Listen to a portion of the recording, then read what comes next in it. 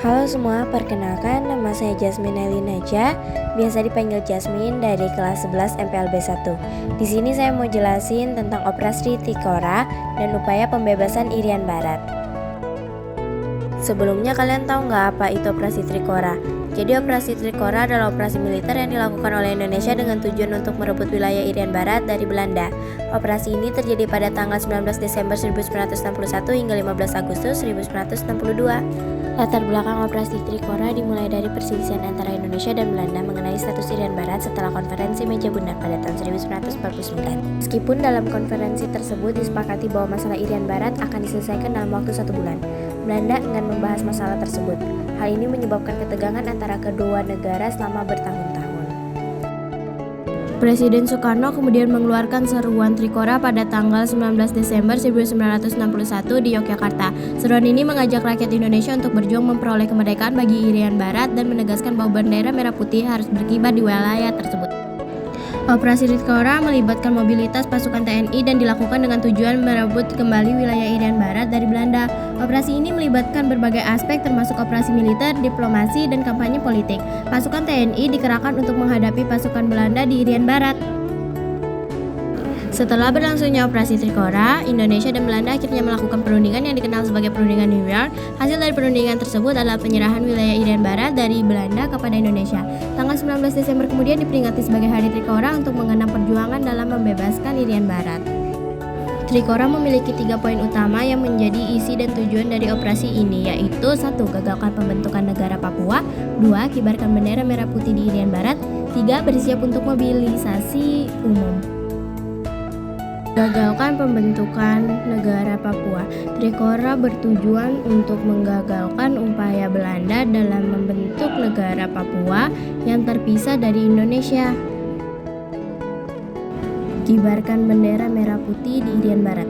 Operasi Trikora juga bertujuan untuk mengibarkan bendera merah putih di wilayah Irian Barat sebagai simbol kedaulatan Indonesia atas wilayah tersebut.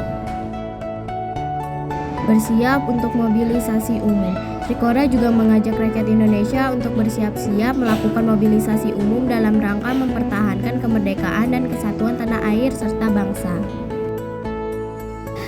Ada juga dampak dari Operasi Trikora, yaitu adalah pertama, peningkatan kesadaran nasional. Trikora membangkitkan semangat nasionalisme dan kesadaran akan pentingnya mempertahankan dan memperluas wilayah Indonesia. Seruan Presiden Soekarno untuk membebaskan Irian Barat dari Belanda memperkuat persatuan dan kesatuan bangsa Indonesia.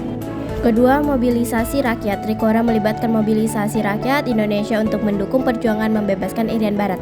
Banyak sukarelawan dan pejuang yang bergabung dalam operasi ini, baik dari militer maupun masyarakat sipil. Konfrontasi dengan Belanda memicu konfrontasi dengan Indonesia dan Belanda.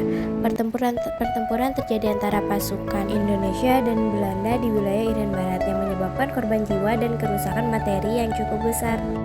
4. Ada Perundingan New York.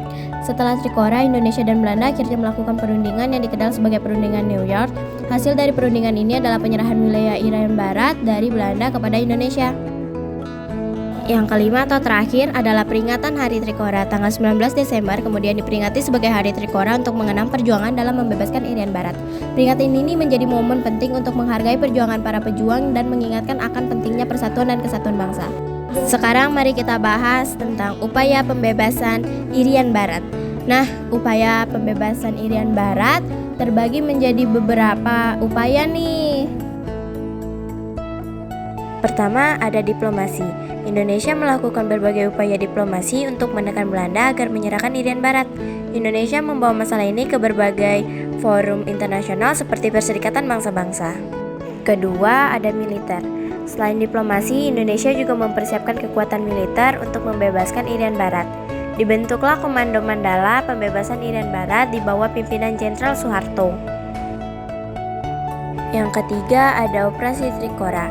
Presiden Soekarno meluncurkan Operasi Trikora sebagai upaya untuk merebut kembali Irian Barat. Yang keempat, ada Perjanjian New York. Setelah melalui berbagai perundingan dan tekanan internasional, akhirnya pada 1962 ditandatangani Perjanjian New York. Dalam perjanjian ini, Belanda setuju untuk menyerahkan Irian Barat kepada Indonesia di bawah pengawasan sementara PBB. Yang kelima ada Pepera. Pada tahun 1969 dilakukan penentuan pendapat rakyat atau Pepera di Irian Barat. Hasilnya menunjukkan bahwa mayoritas penduduk memilih untuk bergabung dengan Indonesia. Nah, segitu aja materi dari saya. Semoga bermanfaat bagi kalian semua. Terima kasih.